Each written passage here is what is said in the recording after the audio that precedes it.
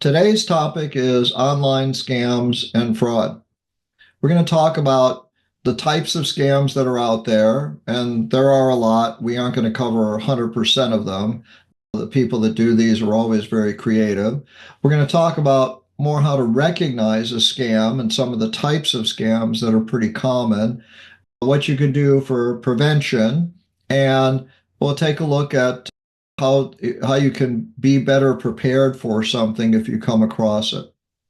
So, common online scams occur through what's called phishing emails. And I'll explain what phishing emails are. We'll go through that.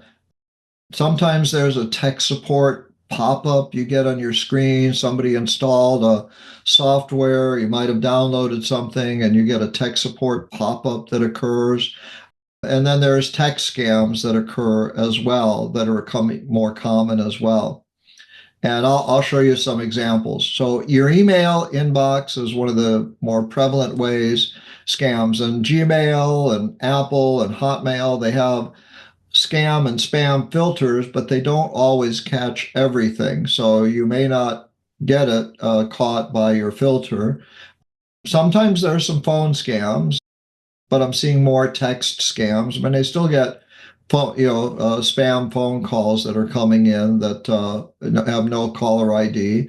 Some social media scams occur where account gets hacked and somebody tries to invite you to join them. And a lot of people are using texting like social media as well, where you get a message from somebody, hey, I haven't heard from you in a while. How you doing? They'll be very friendly, very sociable, and you won't want to be rude.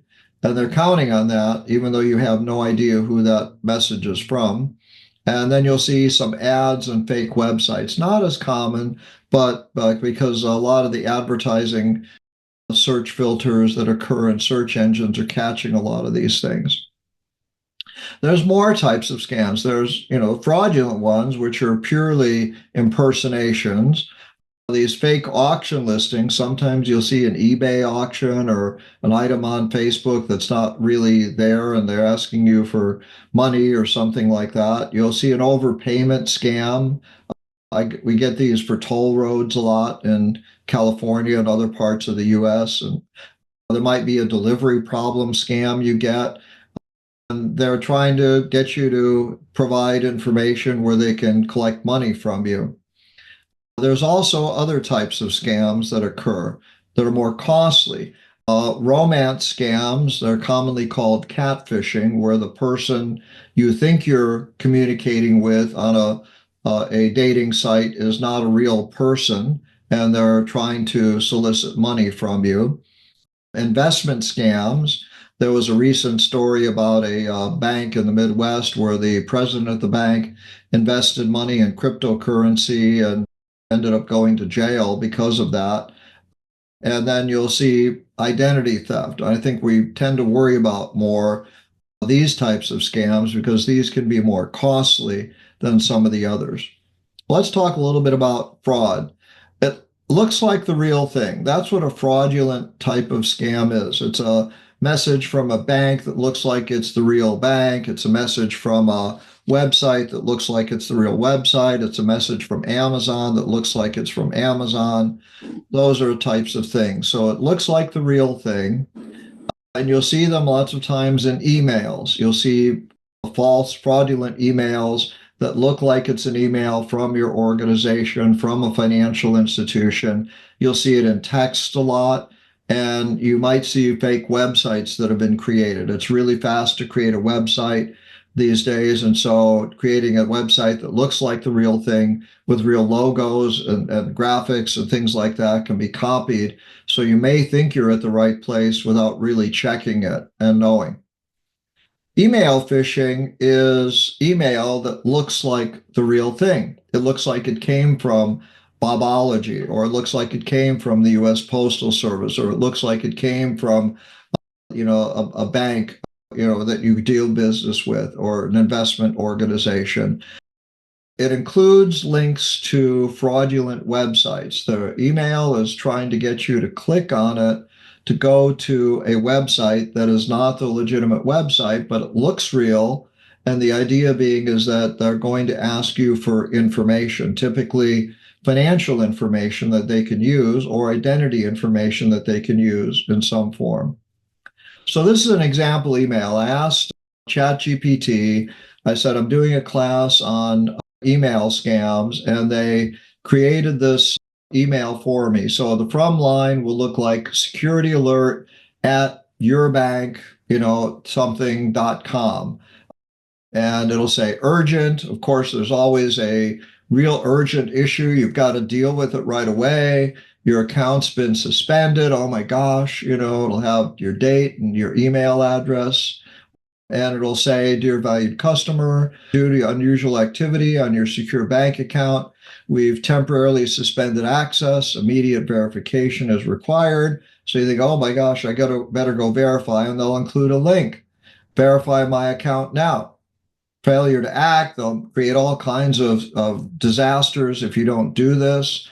And it'll look like it really came. They might even include the bank logo or a graphic or something that looks real. And they want you to click on this link, and this link will take you to a fraudulent website.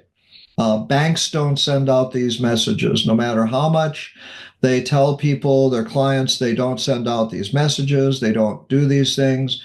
They're not going to ask you for information like this at all, ever. But this is a very common form of phishing, email phishing, where the goal is to get you to click on this link that looks, because the email looks legitimate from your bank or financial institution or your website. You've got a delivery that's being held because we have a mistake on your address or something like that. So this is an example of a typical email, phishing type of scam email. The other type of thing is fraudulent websites. Now, fraudulent websites can be behind phishing, but also they can promote things like contests or surveys you fill out or free offers or coupons that you can get that may or may not be legitimate. There's a lot of websites out there that promise to offer things to you, but they aren't necessarily legitimate. They're not necessarily from the company they say they are. Starbucks, they might look like get a free gift card from Starbucks, and you provide a certain amount of information, and somebody's collecting information about you as a result of that. They may ask you for a credit card, they may not, but they're just trying to collect information through these fraudulent websites. There's text phishing. This is one of my favorite ones. You have a USPS, U.S. Postal Service parcel being cleared. Due to the detection of an invalid zip code, we can't process it. It's detained. Please confirm the zip code address in this link. Unfortunately, in text messages, they've got to include a pretty, visible link, although they might use something called a URL shortener, which makes it look like it's something, but they want to make you convinced that, oh, this is a delivery.usps-info IB. They try and make this link look as legitimate as possible so that you're likely to click on it, but it's not a legitimate link. And we'll talk about how you identify legitimate links and legitimate information as well. So delivery problems, and as I mentioned, toll road invoices are one of the more common ones that we see in the United States, and other places will have different types of them. Investments, people promise, high returns. I've seen this on sites where somebody gets your text message and they try and get a discussion going and get you interacting with them. They act like, and say, hey, by the way, what do you ask them? Well, gee, what are you doing? And so, oh, I'm in financial investments or something like that. And they start to promote some kind of investment opportunity. Lots of times it's in cryptocurrency because that's really difficult to track down. And so you'll see these things that'll show up periodically. Identity theft is a little more serious because with identity theft, your personal information gets out there and somebody gets enough of that information that they can impersonate you and use your information to try and get access to other types of things and accounts that you might have access to. But anytime you're being asked for information, you want to make sure it's legitimate wherever you're going. And monitoring your accounts is something that's really valuable. You want to make sure you check your bank and financial statements. I still talk to people that don't check their bank statements, so they don't check their credit card bills to see whether or not there are charges on there that are legitimate or something they're not sure about. If you call the bank or financial institution, they will do research for you to identify something that you don't recognize, and you can report something as fraudulent if you think it's fraudulent.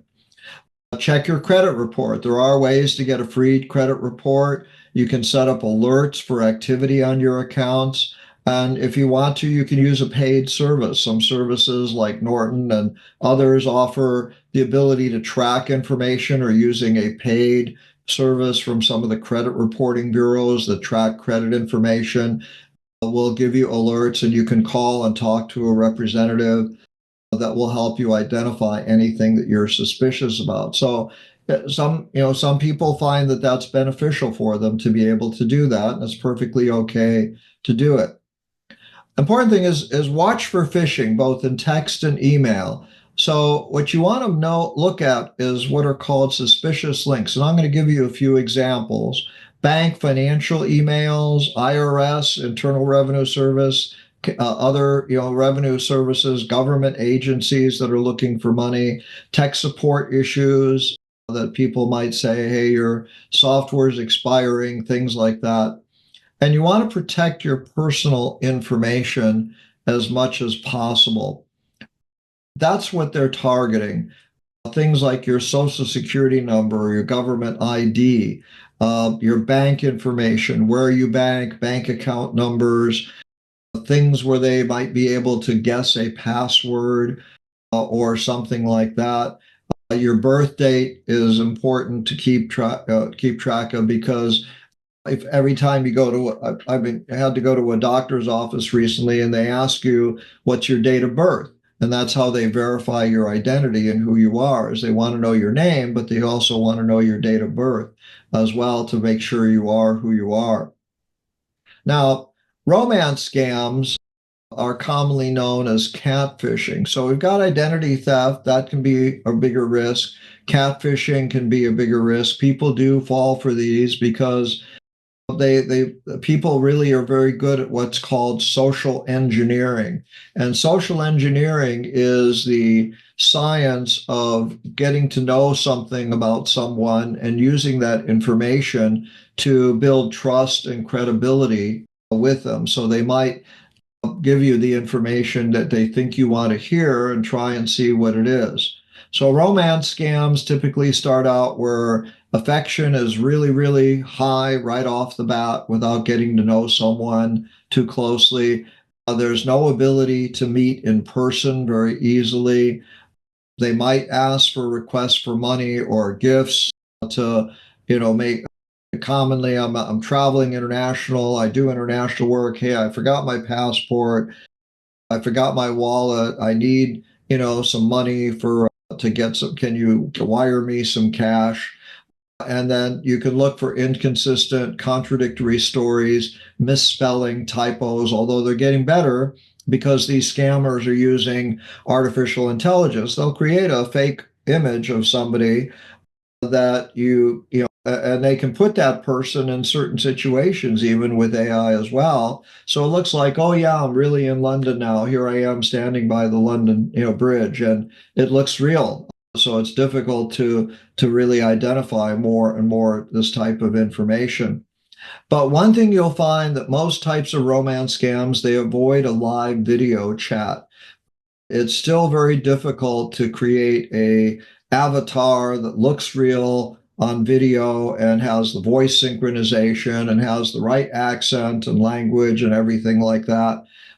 And so you'll typically find that there's something in the kidnapping ransom business. I worked for a security company at one time, and we would handle a certain amount of cases for executives and high net worth individuals to make sure that they were not in trouble if they got kidnapped and there was a ransom request, is that one of the things we want to verify is that person really alive or not? That's called proof of life. And a video chat is a great way to try and get a proof of life situation. If somebody says, oh, I can't chat right now, or they keep on putting it off, then you know that there's a problem doing it. And avoiding meeting in person is another way to do it if they say they're local. But they'll typically say they live somewhere in Seattle. And so be smart, look up Seattle on your map and say, oh, do you know, what neighborhood do you live in? And see if the neighborhood's really legitimate or not. It'll take them time to get back to you. So those are techniques. There used to be an old method where you'd ask somebody for a photograph with a newspaper that they were today's newspaper that they'd hold up in front of them. And so that would be one way to do it as well. And that proof of life to verify identity is a great way. And don't feel like, you have to say, hey, can you prove, do you mind, just I don't care if we have like a 5 second conversation or half an hour. I just want to verify who you really are. Now, a new type of scam that's being done that I read about is something called voice impersonation, where you may get a phone call from a unidentified number, but the voice on the other end of the line sounds an awful lot like it's a relative of yours. And they may have researched or tried to find out information from your social media account or other things about who you might be related to and who family members might be. And they may call and say, hey, Bob, it's your cousin Freddie. I need your help. I'm kind of stuck in Spain right now, and I'm on vacation, and say, well, can I, do you have a number where I can call you back? Well, I lost my phone. I'm borrowing a friend's phone. And so if you could wire me some money, it would really be great. Use this identification number because, like I say, I lost my wallet. My friend's going to get it out for me. Sounds pretty good, I mean, so it's like, it's a new technique with AI voice impersonation where that only takes, from what I understand, about 8 to 10 seconds of a person's recorded voice, and the AI tools can do a really good job of impersonating what somebody sounds like. So this thing is a call from a family member. It's an unknown number, lost phone, money, ID, sounds like somebody you know. Call them, say, hey, I have to take care of something. Can I call me back in like 5 minutes? Call the person that you're trying, that says that who they are. You may find, yeah, I'm okay. I'm here in, my college dorm or whatever, right? Now, URLs are important to understand when it comes to scams and fraud, because people are trying to get you to click on a link that takes you somewhere. And a URL is called a Uniform Resource Locator. I've got articles that I've written about it. And so the URL is a link to a website somewhere. You saw it in the text message. You saw it in the email phishing message from the bank. Click here to go to this website. It will take you to an address on the internet. And anybody can create a website. Anybody can create a URL. And so knowing how to identify the web page that's with the URL and understand what's in a URL will help you avoid and manage and be safer when it comes to anything you're not sure about. So here's some examples of legitimate ones. Apple.com. Now you may or may not see the www. Okay, you may not see something else that comes in front of it called HTTP or HTTPS. Anybody can get a secure certificate for a website. So just because it's a secure website doesn't mean it's a real website. It could be a fraudulent one that somebody has just gotten a certificate for. Google.com, another URL, Microsoft.com. They'll usually appear in blue text. Your computer will typically recognize them that way. And my own website, Bobology.com. So these are website URLs where the name of the website is displayed in the text itself. So they're pretty easy to identify. But let's take a look at some other examples that I made up. This one here, Bank of America, that looks legitimate, dash login, that sounds okay, maybe, but then it's got .secure-update.com.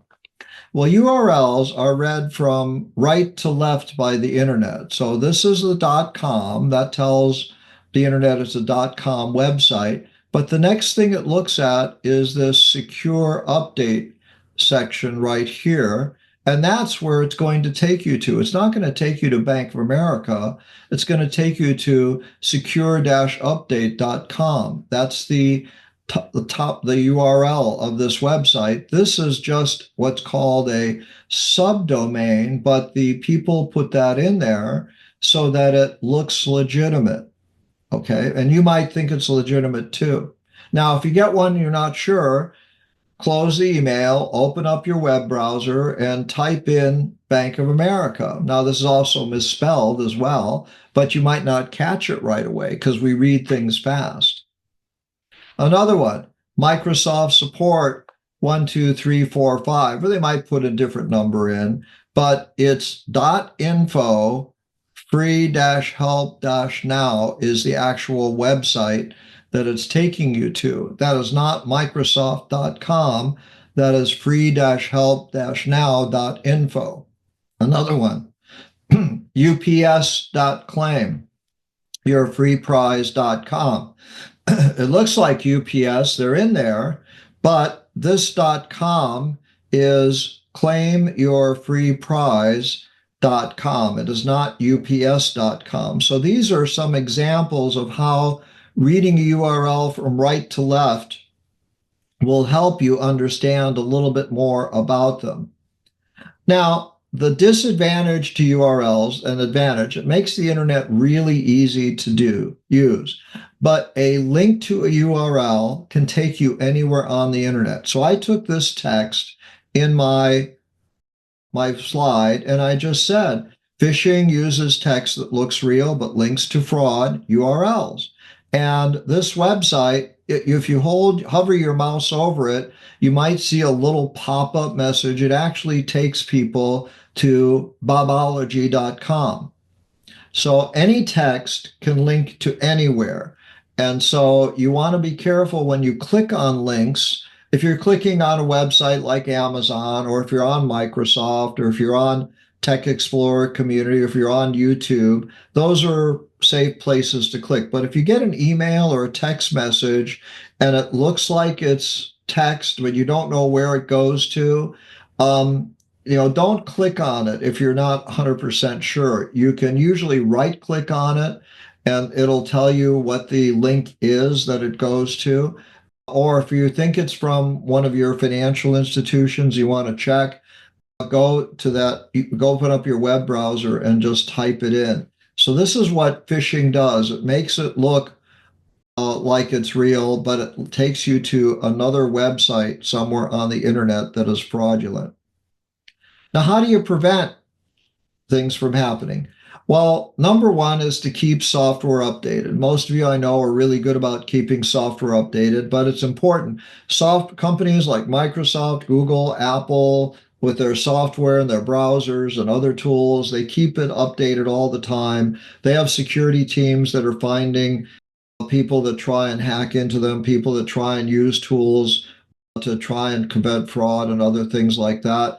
And also keep good passwords. Using strong passwords is important, and using a different password for every website you have is really important as well. I use a password locker. I use LastPass, but there's 1Password, there's Dashlane. Password lockers will help you keep track of passwords. But even if you are at home and you write them down in a book or a notebook, it's not the best way to do it, but it's as secure as your home is secure. So if it's not easy for somebody to break into your house and find your password directory, that's probably okay, but people don't recommend writing them down anywhere, or find some kind of a cipher or code system that you can use for them. But if somebody gets your password from a website, like hacking into it, like say Target was hacked into or other website was hacked into, they can, and you use the same password everywhere, they can try and use your email to go to some other sites and try and see if it's possible to get you in. So that's important. Strong passwords are typically 8 characters or longer, and you know these annoying messages that say you got to have a capital, got to have a special character, got to have at least one number in them. That's because they're harder to hack with software. If they do get a copy of the file and they're encrypted, they're a little bit harder.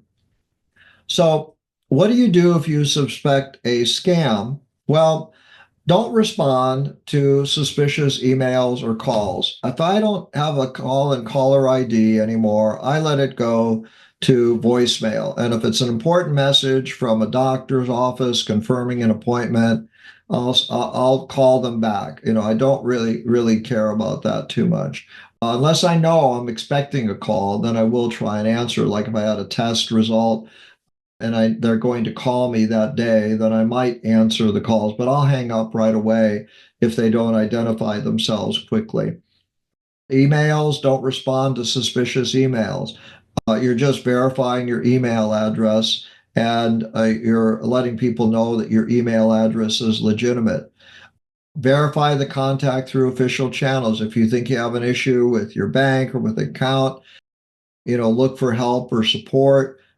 You can do a search and type. If you're not sure who to call, you can do a call. You can do something called support or help for this business or this company. Just do a Google search for that, and you'll find some contact information typically.